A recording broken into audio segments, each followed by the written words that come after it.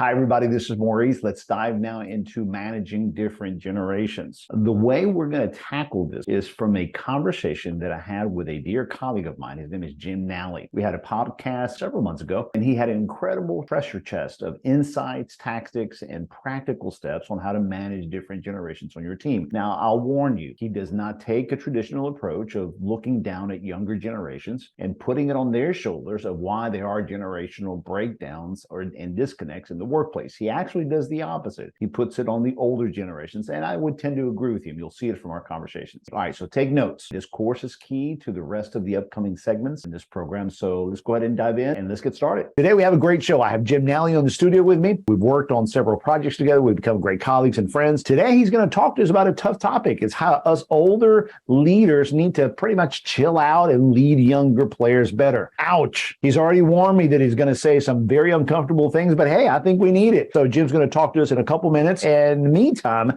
I want to run a couple thoughts with you. As managers, we have to be very cognizant that we have an audience. Your audience are your employees. So when you have different employees, you have to manage them differently because they all come in different behaviors, different attitudes, different personalities, different styles. So the four areas that I always encourage managers to be very good at are personality differences. The second area is decision-making styles. Not everybody takes the same path, and the different personalities use those paths differently. So we have to know what those are. The third area is birth order. How we were raised has an incredible impact on how we become young adults and older people. The fourth area is what Jim's going to dive into with us today, and that is that of generational differences. So, Jim, you still in the studio? Bring him in. Hey, I love the hat. It makes me look young. Makes me look younger, right?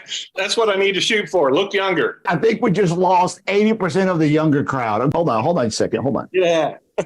All right, here we go. Now we just lost the other 20%. What are you wearing there? They're not suspenders. They just kind of look like it. You know, Those are suspenders? No, that's just the shirt. That's even worse, man. And you made some great points there, Mo. I tell you, when I was an officer in the Army, when I first went in, I was 22 years old. And I'm dealing with folks who are E7s, E8s. They've been in the Army for 20 years. And they're 45, 46. I'm a 22-year-old. I'm an officer, and I'm supposed to be their boss. You know, wow.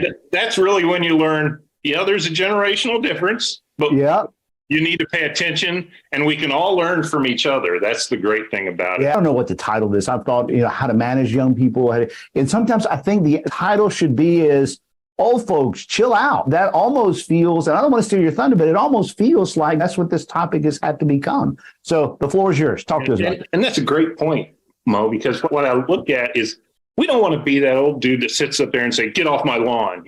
That's not, we dealt with that. We dealt with that because, my father and his father, they looked at us like we were horrible individuals and didn't know anything, right? And lazy and all those things. We've got to understand that this younger crowd, they're smarter than we are, more than That's likely. very true. That is very true. When it comes to technology, things of that nature, how many people can actually say that? And I was in that business. Right. And, it took forever to get a cell phone in the company, right? We started with pagers. Well, there went 1/3 of the audience. They're like, what's a pager? That's right. They didn't know what that was. So they've never not had a cell phone. I remember at our company, they were introducing us to email. And then they had to give us a little short course on what an attachment was. Yes. And the whole concept of check your email became an issue. We're timing ourselves, but that's the reality is that the young folks, they've already come in with that from junior high school or even younger. Yeah. And that's the great thing. And that's why they're fun to be around too, because they really know a lot of things and you can learn from them. But on the flip side of that, if we're smart, we can teach them too. Because we know some things that they don't know as well. That's right. Yeah.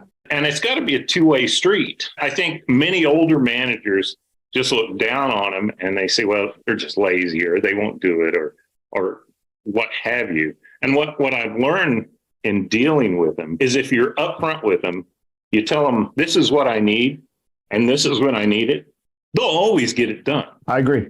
It may not be the way you wanted them to do it or, hey, I'll do that tonight because I'm going to do this right now and I'll get to that later.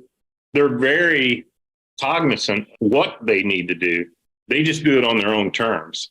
Yeah, no, I agree. And I think that I like that early on in this conversation, you brought up the whole issue of the attitude of how we look down on them. And you and I talked a little bit about before that I'm almost at a done. I'm done. I'm really done with that attitude and joining in those conversations and thinking that there's value to it, because I've really seen a lot of damage. And I'm sorry to say I've participated in that, of just looking down at them. I am who I am today professionally and in my success because I've always had a mentor, an older person that became my help, my guide, a formal or informal mentors, and they never looked down on me. They never treated me that way. And somehow we've taken it upon ourselves to saying that, yeah, we can look down on them and make sure that they know we're looking down on them. I mean, isn't that what you're pointing out? We have to stop that attitude. We really do. And I think it's one of my missions is to tie these two together. I'm in a leadership role. I want to tie that mentor mentality that you and I were beneficiary of, right?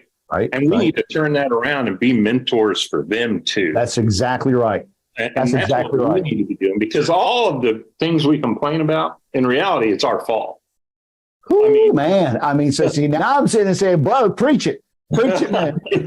Well, First of all, the behaviors that we're critiquing, who taught them those things? We think they're pampered. Who pampered them? It was us. Yes. And we're the ones that got them all those trophies.